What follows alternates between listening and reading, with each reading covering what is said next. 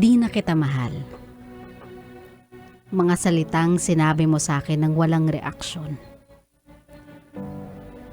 Siguro nga sa paulit-ulit na pagkakamali ko, tuluyan ka nang nawalan ng emosyon. Di na kita mahal. Mga salitang gumuho sa mundo kong sinisimulan ko palang buuhin. Siguro nga huli na ang lahat.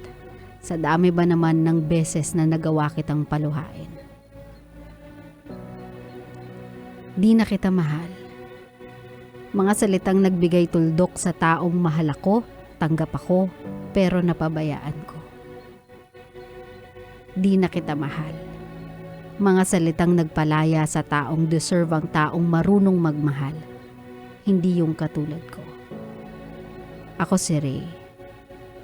At di na niya ako mahal.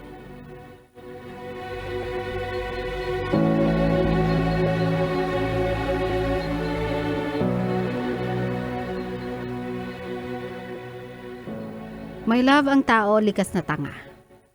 There's no sugarcoating to that. When it comes to love, parang slow tayo. Nawawala yung pagiging reasonable natin. Nawawala yung pagiging rational thinker natin. We know no reason when it comes to the person that we love. We forgive. Even before marinig natin yung explanation, we forgive. Para tayong laging naka-advance. Kapag sinabi nilang, sorry, gusto kong sumubok ulit, hindi pa sila humihingi ng tawad. Alam mo na sa sarili mong patatawarin mo sila.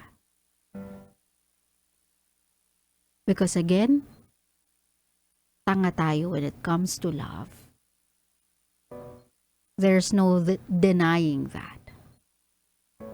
But even a person who loves so much, who gives everything up for the person they love, may hangganan din. May limitasyon din. May dulo din.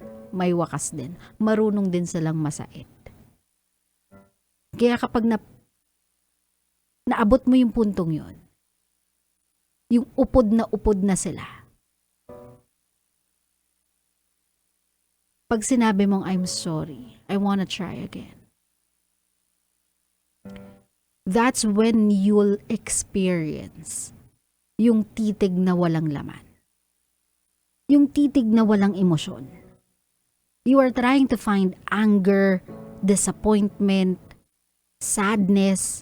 Hindi mo yun makita sa mata nila kasi this time around, it's just plain. Alam mo yun, nakatitig sila sa'yo pero parang wala na silang amor. Wala na silang pake how you'll react. Ito na yung state na even if umiyak ka sa harapan nila, they won't budge. Not because they are cold-hearted, not because they are bad people, but because you pushed them over the edge to the point na hindi na nila maramdaman alinman sa mga yon. Na they were so used of being in pain that they no longer care what comes next. That should be a lesson to everyone. Na kapag nagmahal kayo at alam nyong mahal kayo nung taong minahal nyo naman talaga at mahal nyo pa rin. It's just that you are not treating that person right. Alam nyo sa sarili mo or alam nyo sa sarili nyo na this person is very important to you and yet takot na takot, tamad na tamad kayong ipakita kung gano'n nyo sila kamahal. I want you to realize how much you love this person, really love this person before this person gives up. Kasi once that day come, kahit ilang beses mo pa siyang sabihan ng I love you, stay with me, let's try again, I promise you I'll do better. Kahit ilan pa yung ipangako mo sa kanya, the answer will be consistently no. I've felt this one before. That I am so tired of waiting for change. I am so tired na hintayin siyang magbago for me. Hintayin siyang umabot dun sa level ko ng pagmamahal sa kanya. Napagod ako. To the point na nung sinabi kong ayoko na. It took me a day to take everything with me and go. No remorse, no regrets. Na kahit umiiyak yung taong yun sa harapan ko, I am not proud na nakapagpaiyak ako, but yung taong yun umiiyak sa harapan ko and I just cannot feel anything. Hindi ako maiyak, hindi ako nagagalit, hindi ako naawa, hindi ako nalulungkot, and I hate myself for it. Because I'm just so tired. I'm just so done with feeling anything. Kasi I felt like yung mga taon na pinagsamahan namin, dinamdam ko lahat ng yun eh. Lahat ng pain, lahat ng disappointment, lahat ng cheated expectation, lahat ng mga wishes na I think will never come true. Dinamdam ko yun and I kept it with me while trying to make it work. But I was drawn or shoved to a point na parang wala na eh. Kumbaga sa basketball, nagawa ko na lahat ng pwede kong gawin eh. Lahat ng posibleng move para maiwasan lahat ng nakablock sa akin para ma-shoot ko yung ball. Ginawa ko na pero wala eh. Susupalpal pa din ako every single time. So Ray, this is exactly what your girl felt. She loves you still. Words like di na kita mahal are just words telling you that I am done. Pero yung pagmamahal na nararamdaman niya na sa'yo is no longer enough to continue the relationship. Yung pagmamahal na nararamdaman niya para sa'yo ay para na lang sa memories of you and her sa mga times that you spent together. Yung pagmamahal na meron siya sa'yo ay hanggang doon na lang sa level na ayaw kanyang saktan by finding someone else habang kayo pa.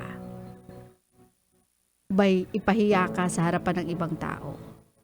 By magalit sa'yo at sumbatan ka ng kung ano-ano or sabihan ka ng masasakit na salita.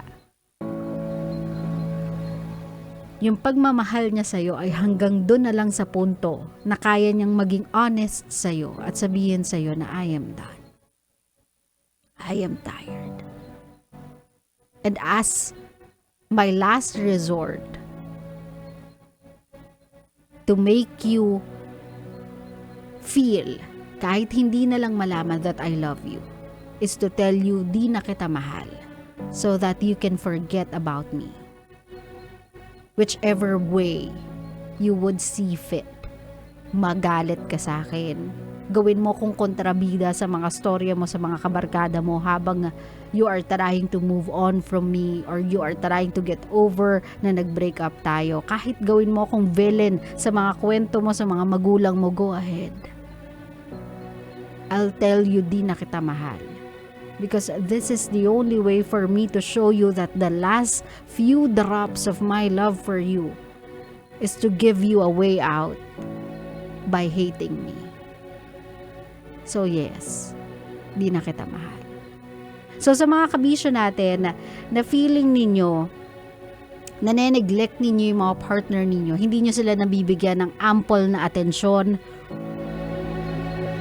ng enough affection, kumbaga hindi nyo nasasabi at napaparamdam sa kanila kung gano'n nyo talaga sila kamahal.